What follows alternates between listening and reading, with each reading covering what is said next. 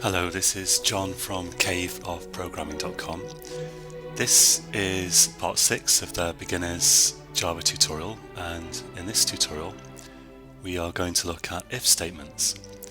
In the last tutorial we saw for loops, and in the next tutorial we're going to look at getting user input. But before we do that, we're going to look at if. So go to File, New Java Project as usual in Eclipse, and I'll call this tutorial 6. Next, finish.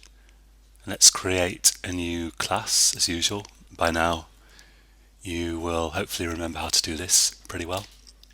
I'll call it application, and just for kicks I'm going to type the main method out from scratch.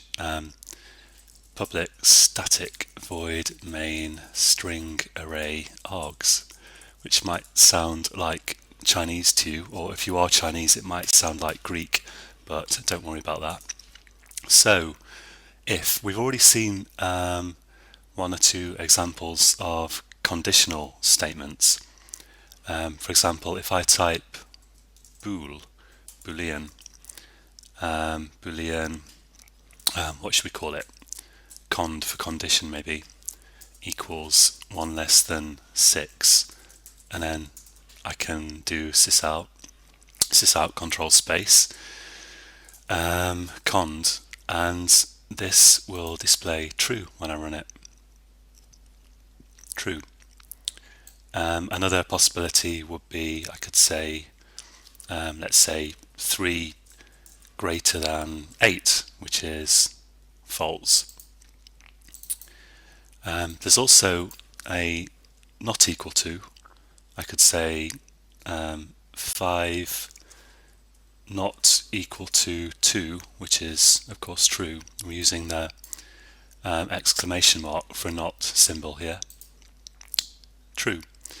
Or let's say 5 not equal to 5, which is false. And there is of course a test for equality. 4 equals 3, which is false. It's really important to note here that a single equals sign means assignment. It means you're setting something equal to something. To test for equality you need equals equals. It's not immediately obvious that the two things are different, but if you think about it a bit, they are two completely different things. Assigning equality and testing equality, that is. And let's try 5 equals 7. Okay, great. False. Let's use these conditions in an if statement. An if statement looks like this. You type if, which is the keyword, and then you need a condition in round brackets after that. And then you have curly brackets, which enclose some code that you want to run if the condition is true. So for the condition, let's try 4 equals 4, which is true of course. Sysout, let's say yes, it's true. So I will run this code if this condition is true, and if it isn't I won't do anything. What did I do? I've got to get rid of this, of course. I use Control D to get rid of whole lines, which is a handy shortcut. Yes, it's true. Or if I give it a condition that isn't true, let's say 5 not equal to 5, not equal to 5, then nothing happens.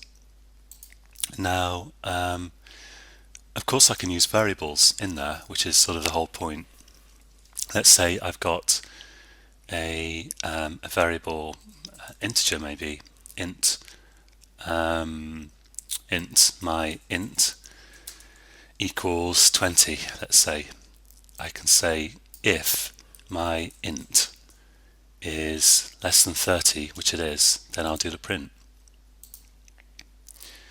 Now often I want to take some kind of action, and if the condition isn't true I want to take a different action.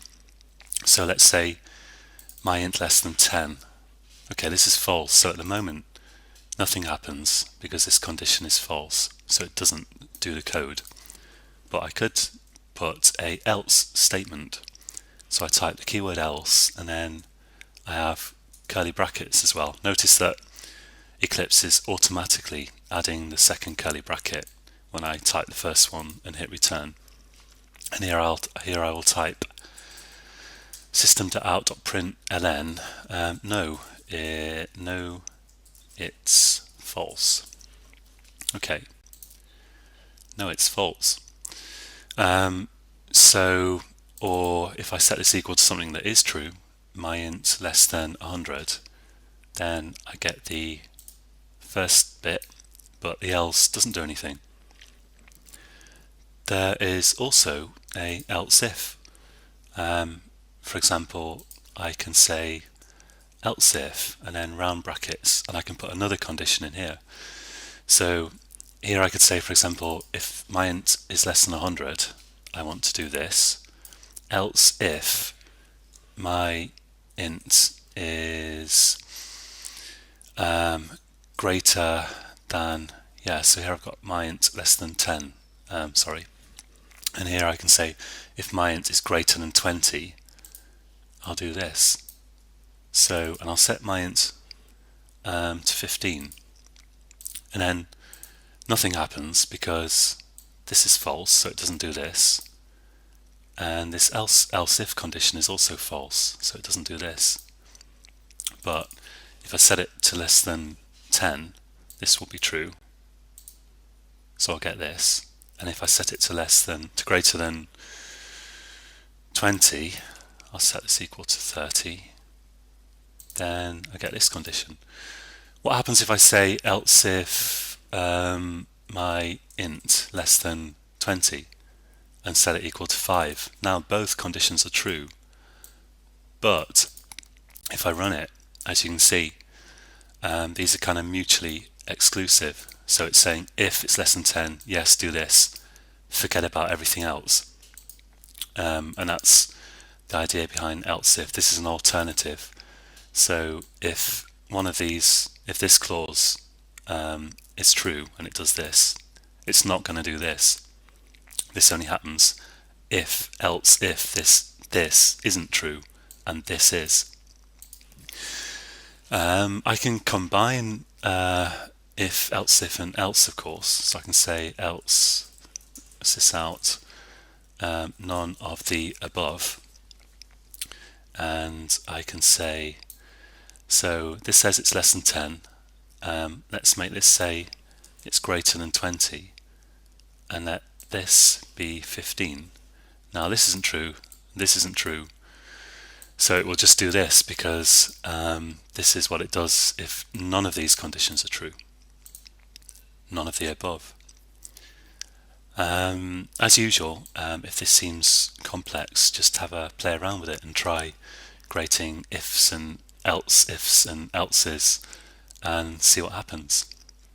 And of course, usually you probably use this with some kind of input or the results of some kind of calculation.